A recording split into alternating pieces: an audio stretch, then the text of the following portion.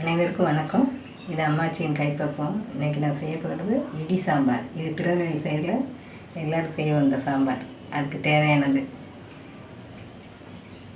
1 spoon மிளகு, 1 spoon வெந்தயம், 1 spoon சீரகம், துவரம்பருப்பு 1 ஸ்பூன், 2 ஸ்பூன் கடலைப்பருப்பு, 2 ஸ்பூன் உளுந்தம்பருப்பு, அப்புறம் கொத்தமல்லி ஒரு 4 ஸ்பூன் எடுத்துக்கிடுங்க. வத்தல் ஒரு 7 எடுத்துருக்கேன்னா நீங்கள் உங்களுக்கு காரம் எவ்வளோ தேவையோ அதுக்கு தகுந்தாலும் எடுத்துக்கிடுங்க. அதுக்கு தேவையான காய் 2 முருங்கைக்காய், 3 தக்காளி, 3 கத்திரிக்காய், ஒரு சின்ன துண்டு மாங்காய் ஒரு 4 துண்டு எடுத்துருக்கேன். அது போக சின்ன வெங்காயம் வெட்டி வச்சுக்கணும், கருவேப்பிலை, மல்லி இவ்வளோ வச்சுக்கணும். புளி, மாங்காய் தக்காளி போடுறதுனால குழம்பு கொஞ்சம் புளிப்பாக இருக்கிறதுனால கொஞ்சமாக புளி எடுத்து கரைச்சி வச்சுருக்கேன். நீங்களும் அதேமாரி கரைச்சி எடுத்துக்கோங்க. துவரம்பருப்பு வேக வச்சு எடுத்துருக்கேன். இப்போ வறுக்கிற ஜாமான் வறுத்து எடுத்து வச்சுக்கோம். ஸ்டவ்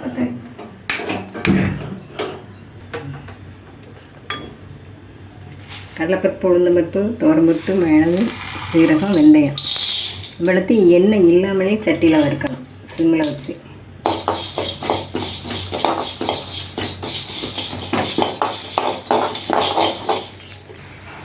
வறுத்தாலும் மல்லியும் கொஞ்சம் எண்ணெய் விட்டு வறுக்கணும். சிம்மில் வச்சே வருங்க, ஏன்னா இல்லைன்னா அது கருகிடும்.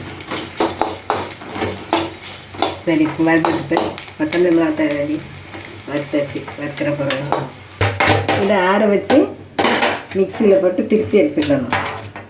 இப்போ வறுத்து வச்ச ஜாமான் ஆறட்டும். அதுக்குள்ளே நம்ம காயை வேக வைப்போம். ஒரு டம்ளர் தண்ணி ஊற்றி முருங்கைக்காய், அப்புறம் கத்திரிக்காய், மாங்காய், தக்காளி, 2 மிளகாய், பச்சை மிளகாய் 2 கீரை வைக்கணும், சின்ன வெங்காயம், கருவேப்பிலை, மல்லி எல்லாம் போட்டு வேக விடணும். மஞ்சள் பொடியும் கொஞ்சம் உப்பும் போட்டு காய் வேக வச்சுருக்கேன்.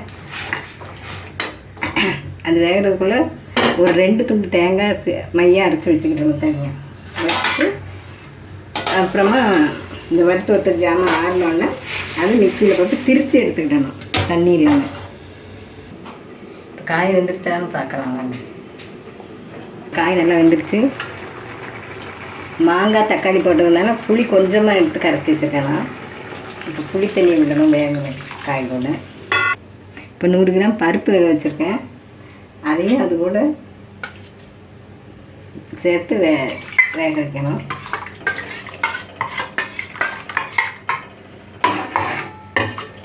ஒரு 2 துண்டு தேங்காய் வெள்ளைப்பூடி வச்சு அரைச்சி வச்சுருக்கேன், அதையும் விடுறாங்க கூட.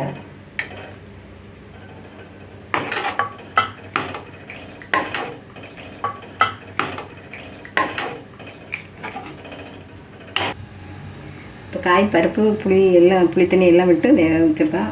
முதல்ல கொஞ்சமாக உப்பு போட்டால், அதனால் இப்போ குழம்புக்கு தகுந்த மாதிரி உப்பு 2வது போட்டுக்கலாம். போட்டு நான் மூடி வச்சிடலாம். இன்னும் கொஞ்சம் ஒரு கொதி வரட்டும். தேங்காய் போட்டு ஒரு கொதி வந்துருச்சு. இப்போ இந்த திரிச்சு வச்ச பொடியை போடுறேன்.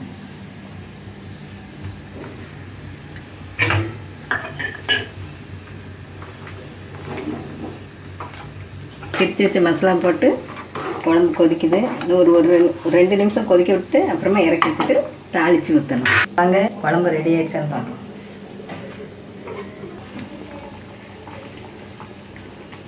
இப்போ குழம்பு நல்லா ரெடி ஆகிட்டு கீழே இறக்கி வச்சுட்டு இன்னும் தாளிசம் பண்ணி ஊற்றணும். சரி, குளிக்கரண்டிக்கு ஒரு 3 ஸ்பூன் நான் எடுத்துருக்கேன் எண்ணெய், கடுகு, உளுந்தம்பருப்பு,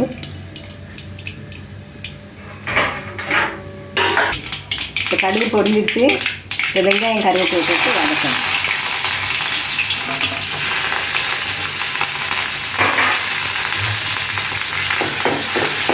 வெங்காயம் நல்லா சேர்ந்துட்டு குழம்புல தூக்கி கொட்டிட வேண்டியதான்.